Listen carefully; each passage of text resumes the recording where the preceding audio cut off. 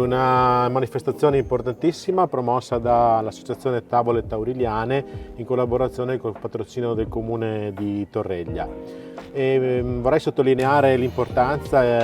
di Tavole Tauriliane e l'impegno per il territorio, un'associazione che è già nata nel 2006 e che promuove degli eventi molto importanti per il territorio come street food e come Torreglia sotto le stelle. Tra l'altro poi c'è stata anche l'adozione da parte di questa associazione di una rotonda, quella di accesso a Torreglia, che testimonia il particolare legame con il territorio. Un'associazione fatta di 12 ristoratori, 12 imprese storiche del territorio, con lo scopo di promuovere il territorio e promuovere i prodotti enogastronomici e la tradizione culinaria del territorio, e che è una tradizione molto importante e molto antica.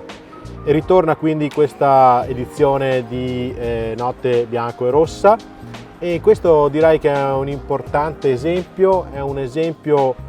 concreto di come facendo rete, facendo sinergia tra imprenditori si possono raggiungere dei risultati molto importanti a livello di impresa, e allo stesso tempo si può valorizzare il territorio e promuoverlo, promuovendone appunto i prodotti enogastronomici e agroalimentari che sono le eccellenze del territorio.